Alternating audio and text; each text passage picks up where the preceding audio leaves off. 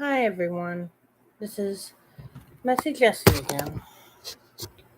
Oh, oh my gosh, I can't wake up. Yeah, excuse me. Anyway, I'm watching the whole Jeanette McCurdy getting candid over her new book. And Good Morning America. Oh my God, Good Morning America.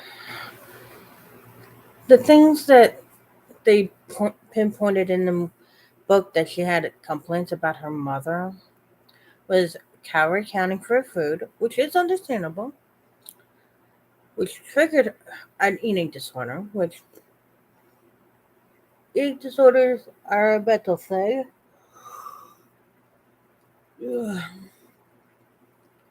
And stuff, so she could have gotten help. I hope she got help for it. But the one thing that Jeanette McCurdy has a complaint about her mother with is she gave her showers until she was a teenager.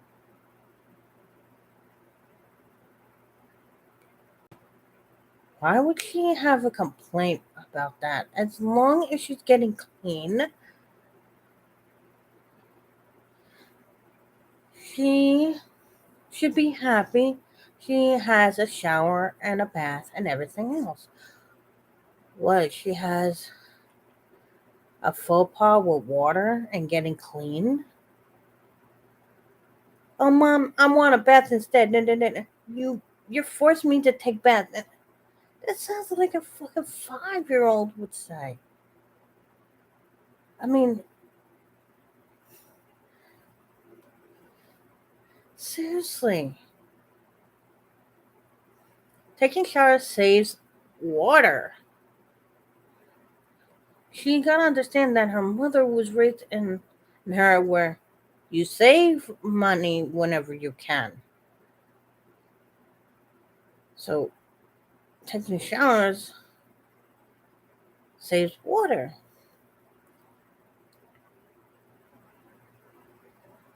in her opinion. I mean, just because she didn't want to take showers, she's gonna bash her mother because she didn't want to take showers? What kind of person complains about that? I mean, seriously. Jeanette, I wouldn't complain about that. Most people don't take showers because they can't, because they're not able to. Some people don't like. Apparently, she don't like showers. She likes baths. But you just, I'm sorry.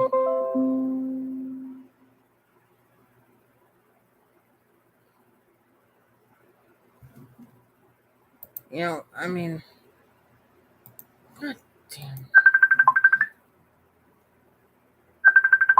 She has to get to school.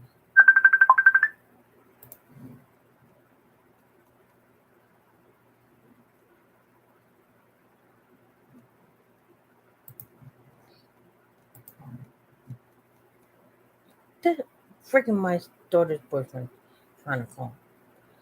Anyway, I mean, who would complain about taking showers? Bitch, that is such an insignificant thing to complain about your mother about. She's being petty there. What kind of person freaking complains about taking a shower? That's, I'm sorry, that's some a spoiled rich kid would say, in my opinion.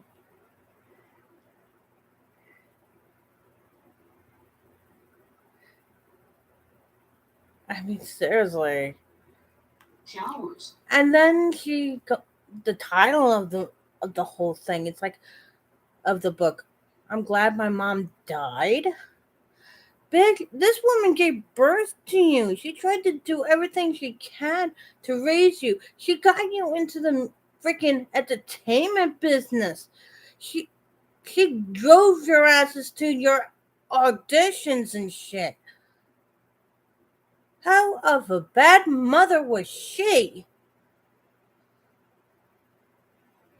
And she understood that if you got over a certain weight, you might not get these parts. So of course she's gonna do her calorie counting and stuff like that with you to keep you at a certain weight. She wasn't gonna let you freaking eat 15 cheeseburgers just because you wanted to. She was a good mother, or trying to be a good mother. I feel sorry that she fucking died of cancer. You know how painful that is for a human being to go through and to die from it? She suffered. And this girl, this Jeanette freaking is complaining about calorie counting and and stuff like that and taking showers as a baby. I mean, come on. Your mother tried to do the best she could. I mean, seriously, you're lucky that she even got down in her car and drove you to auditions to get this part for Sam and Cat and freaking iCarly and all that.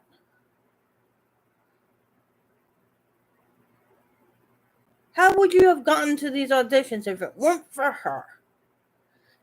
How would you have even be existed if it weren't for your mother? Until she was a teenager. Now, as an adult, McCurdy is reflecting on her time on set, alleging inappropriate behavior, referring to one figure only as the creator, writing he offered her alcohol while still under. She should go after him for that. Because that is illegal to do, okay? Offering an underage child alcohol. Age, and that he gave her a back massage. What's so wrong with giving someone a back massage? If the person seems stressed, I would have done the same thing. I would have been like, you look stressed, you want a back massage. I mean, seriously. I would have said, do you want me to get one of your friends or your mom or somebody to de-stress you? Because you seem very stressed, you know? After Sam and Cat was canceled after one season, she writes that Nickelodeon attempted to arrange a $300,000 thank you party gift for her, only if she agreed to never publicly speak about her experiences at the network. It was a gift she did not accept. Social media is already abuzz about McCurdy's new book, some offended by the title, others in complete support. And she's holding an urn in the picture. I mean, that's a slap in the face of her mother. At this time. George. Okay, Deb, thanks very much. Jeanette McCurdy joins us now. Thank you for coming in. Thanks for having me. You just heard Deb say right there, social media divided over the title. Why so direct? You know, this title is, I get that it's attention grabbing, but it's also something that I mean sincerely. I'm not saying it at all in a flippant way. And while the response might be divided, I really appreciate the positivity that I've received from a lot of people and the support that I've received from a lot of people. I think that anybody who's experienced parental abuse understands this title. And I think it wasn't parental abuse about the shower. Come on.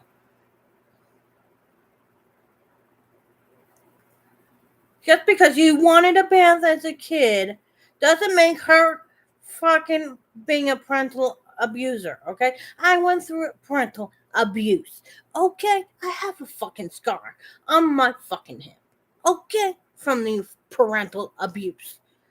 I have the mental, emotional capability from it. I'm sorry. She got it freaking way better than I had. Okay? My mother ignored me while dealing with my 6-year-old sister who got pregnant at that time. Do you think I wanted a singing career? That I wanted to freaking do the dancing thing? I had aspirations and everything, yes. But my mother didn't do that. Okay? her mother freaking did all that for her. And she titled a book like that, and she tries to backtrack on why she freaking named the damn book. The book is about freaking nailing her mom to the wall because she thought she was being abused by her mother. Anybody who has a sense of humor understands this title, and it's not a funny title. Of anybody else, because why should you be? How is it funny that your mom died of cancer? How your mom struggled to do the best for you, and you freaking title a book saying "I'm glad my mom died." That is such the nastiest title you can do to a person who went through hours of labor for you to give you life. This book is not for them. What do you think your mom would say about it? I wouldn't have written the book if my mom were. If my mom was around, I would have written a book. Of course, because the mother would have been pissed and sued her ass. Alive.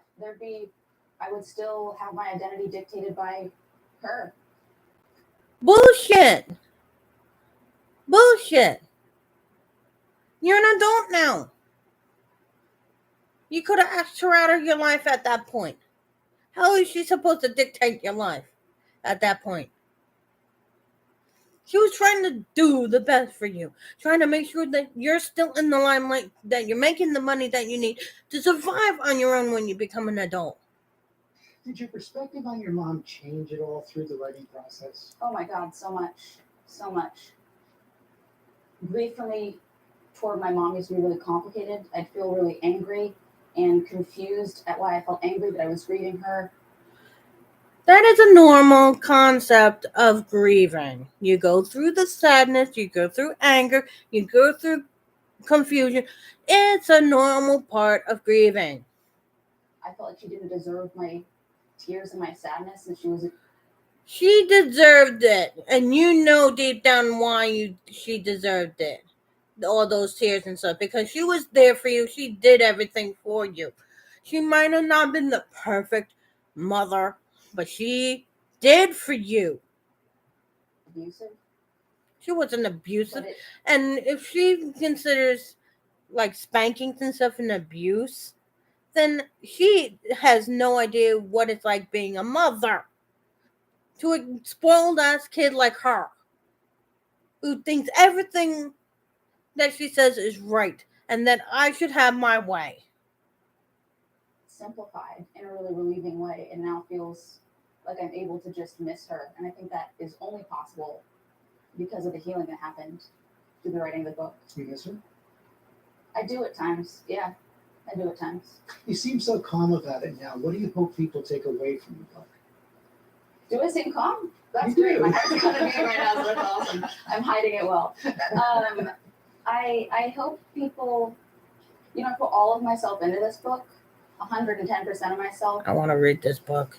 And I said a lot of things, a lot of uncomfortable truths that are, I think, difficult things to say. Because I went through parental abuse. On the page, the more important it felt for me to put it on the page. And I still did as an adult. Has been truly liberating for me. And I still do. Led me to a life of fulfillment and authenticity that I hope for everybody. So I hope that people take away the honesty and are maybe inspired to share some of those uncomfortable truths about themselves. You say you're hiding your nerves. Well, when something that Miranda Cosgrove said, she said, you don't expect things like this from the person in the room who's making everyone laugh. So what's your advice to people who may seem calm on the outside, may seem funny on the outside, but are struggling inside? You have to make contact with that struggle, I think. I really believe you have to face the parts of yourself. For me, facing the parts of myself that I felt the most shame about. Which you have to if you are abused. Public with those has been really healing for me and transformative. And so I hope that people consider that for themselves. Let's talk about what happened at Nickelodeon with this person you call the creator. You say the network offered you $300,000 in hush money? I have seen some of these headlines. I've seen a lot of headlines about the book, and I'm really glad that the book's receiving a lot of attention. That's awesome. That's wonderful. What I will say is that the book is so much more than that. My book is so much more It cannot be reduced to a headline. My life nor this book can be reduced to a headline. But they did offer you the money and you did turn it down? I have said everything that I want to say about that in the book. I hope people, you know what? I hope that anybody whose attention might be piqued by these headlines will consider reading the book, because I've said everything in as articulate and thoughtful of a way as I can manage in that book. I took a year and a half writing it. I did 12 drafts. My editor, Sean, knows this very well. He knows this very intimately. He knows how hard I worked on this, and he was very instrumental as well. But I said everything that I wanted to say there. Your brother's going to read it for the first time. Marcus, Dustin, Scotty, you dedicated it to them. How have they been through this process, and how do you think they're going to feel about the book? They've been so supportive. They are the most supportive people in my life, and the most consistent sources of love in my life. And they know this material. They're the only people who know this material as intimately as I do. And I'm grateful for the support they've given me, not only now through the book's launch, but throughout the entire writing of the book. Thank you for coming in. Thanks for having me. I'm glad my mom died is out today, and Jeanette also sat down with Juju Shank for Nightline. You can see that conversation tonight. Well, hey there, GMA. I mean, what kind of person does that? I'm sorry, but write bad shit about your mother.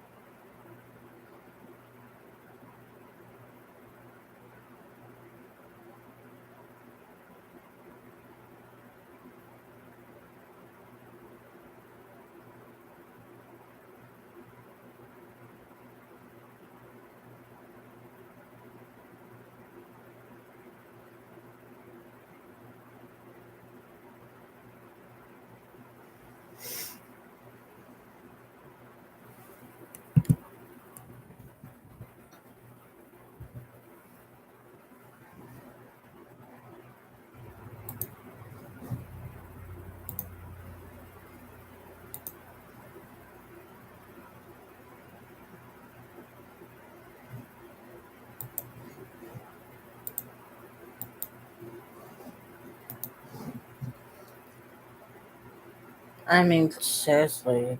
Oh.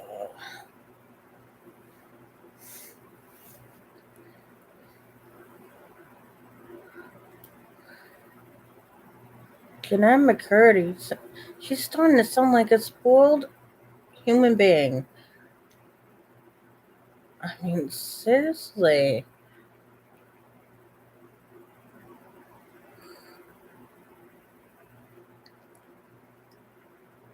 She's doing the news circuit bashing her mother. Freaking care for her.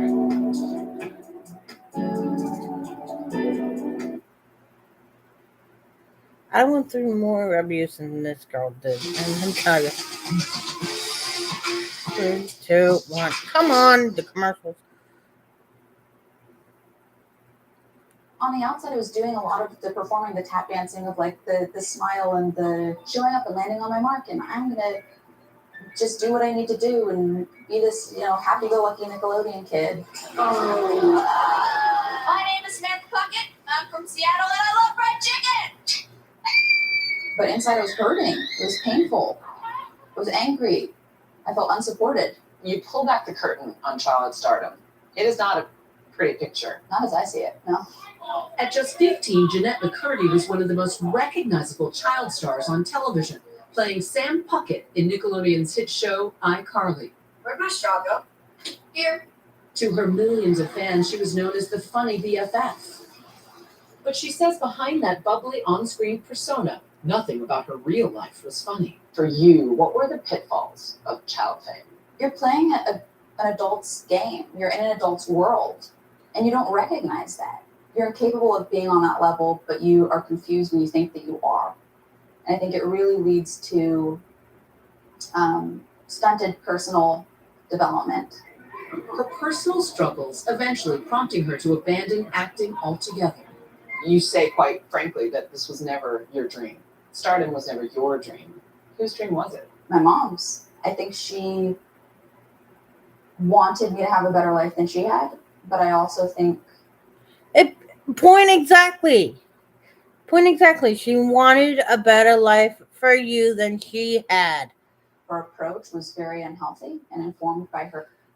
She went around it a certain way because she didn't know how other way to do it. But she wanted a better life for you. Her own lack of self-worth, and she lived vicariously through me. Jeanette had her first audition at age 6, encouraged by her late mom, Deborah. Their mother-daughter bond, deeply disordered and chaotic. She says her family struggled financially. Over time, like so many other child stars, her acting paid the bills. It felt like a lot of pressure. And then I think my mom saw my career as a way out of that life, of that way of living, of that constant grind. How chaotic was that childhood home? You describe it with one line that stuck with me, that the air in the house felt like a held breath. It was really complicated. My mom also had She cancer wasn't when I was abused. 2 years old. That was the first time she was diagnosed. So not only was it chaotic because of the abuse that was happening. What abuse? What abuse? The abuse of the fact that she made you, that she wanted a better life for you? That she put you in these parts to make money so she could freaking, you and her and the entire family have a life? A better life? I mean, how is that abuse? You weren't hit. You weren't freaking. It seemed like she wasn't even spanked. She didn't get the belt. She didn't have people downgrade her. She. Ooh, I hate this. Violent and erratic, unstable behavior, but also because we all lived in fear of her cancer coming back. That volatile relationship is at the center of Jeanette's dark and deeply personal memoir, I'm Glad My Mom Died. What made you pick that? I think I earned that title through the writing of the book, but I wanted it to be something that would grab people's attention and get them to pick up the book and then hopefully learn by the end of it. Do you have scars on your body? From the tender age of 11, she says her mother taught her the dangerous habit of calorie restriction, which would turn into years of eating disorders. In many ways, your mother tried to keep you a child. Yeah, I think my mom wanted to keep me as controllable as possible. I think she really wanted to have her. She didn't want an out of control child doing drugs and shit. The key to that was calorie restriction.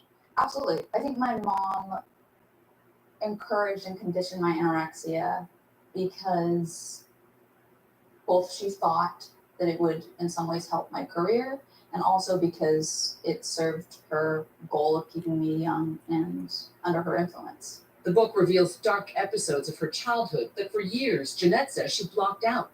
She describes how her mother would give her showers and touch her invasively until she was a teenager. That's freaking what you do in a shower to clean a child.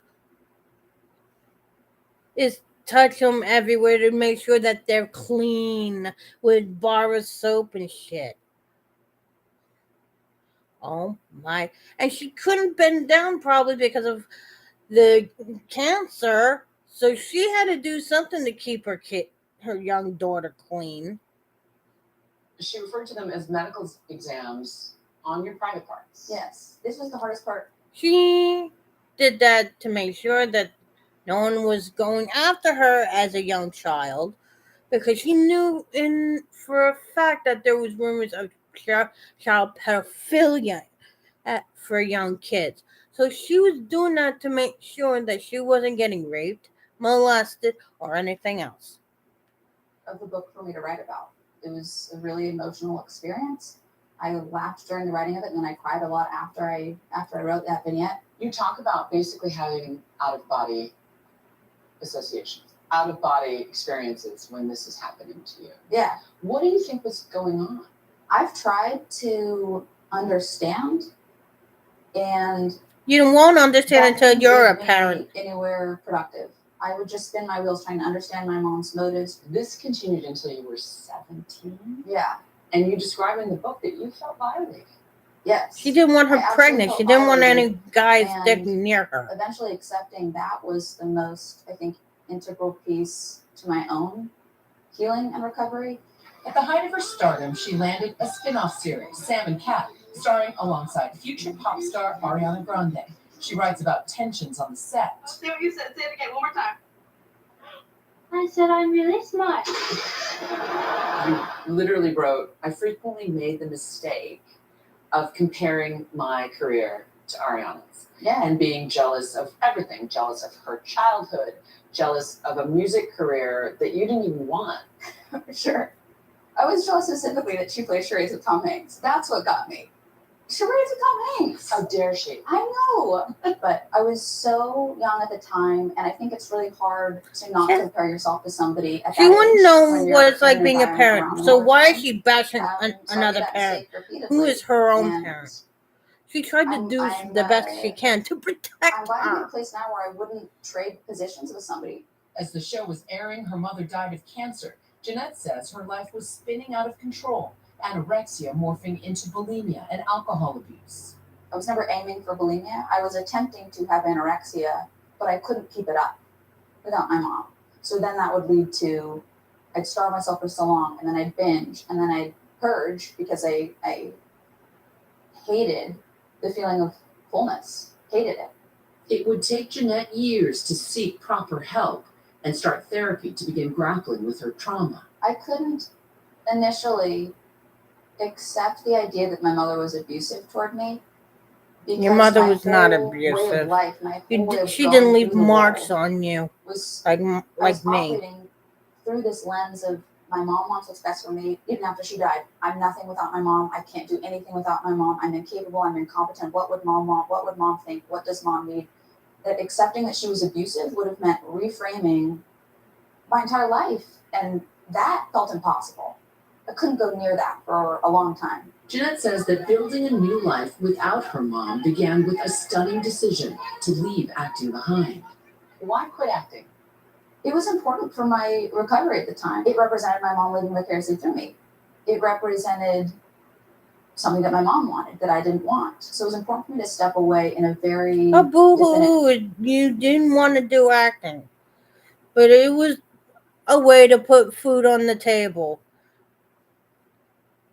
I'm sorry. Acting is not that hard. Go in front of the camera and go, it's not hard. Okay. I mean, the hours may be hard. Hours of constantly doing, but come on. It's not hard in itself. Acting is not hard. I mean, seriously. Try freaking working at a 9-to-5 job as a machinist in a chemical plant that doesn't really have adequate air conditioning, that feels like 115 degrees in the place. You had a ride to your auditions. You had a mother who cared about you, made sure that you weren't touched, made sure that you were safe, even though it was an orthodox way of doing it. But seriously, she kept you alive. She made sure you had money. She made sure you had clothes on your back. She made sure that you had food in your stomach. She didn't want you becoming a fat pig. Okay? Going overweight. Okay? She did what she had to do. It wasn't abuse. I went through the abuse. Okay. I have scars. Mentally, emotionally, and physically on me. Okay? I should have wrote that book. Okay? Because I would tell what parental abuse is all about. Not because, oh, my mom made me take showers. Do you not understand that after having cancer, you're still kind of weak? There's parts of you that will not work, that hurts, that freaking. How do you know that after your mom had cancer, or during that time she had cancer, she couldn't bend the fuck down into the bathroom to wash your ass in a bathtub? Did anyone ever think of that? So the mother did an easy way to keep her kid clean by putting her in the shower and washing her all over the place. Because I've had that happen, okay? When I took showers, okay? As a kid. And I know it's not fun because you want to splash and have fun in that tub. But I was raised by a grandparent who freaking was old. Was an old person. And I understood by when I was 18, when I became a teenager, that when at a certain age, body parts go. And especially when you have cancer or diagnosed cancer first time around. She has no idea what it's like being a parent. What you have to do as a parent. And it's not right that that her and her siblings are bashing their mother in a book. And it is a bashing book because look at the title. I'm glad my mom died. It's not a funny title. Okay? She says it right out in front in the name of the book that she's glad her mother died because in her eyes her mother did shit to her. And she trying to laugh it off saying, oh, it's a funny title. No, it's not a funny title. You are a twisted, spoiled brat who don't understand what it's like being a parent. Raising how many kids? Because I've seen more than 3 kids in that picture. And that woman tried to do the best she could. And I didn't see a father figure in there. Okay? So she had to be the mother and the father. Okay? At one point.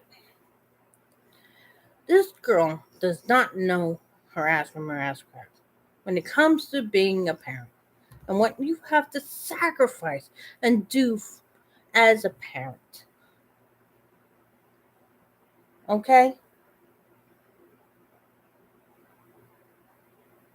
I would love to see her as a parent. I would, because then she would probably take back everything she says in this book about her mother.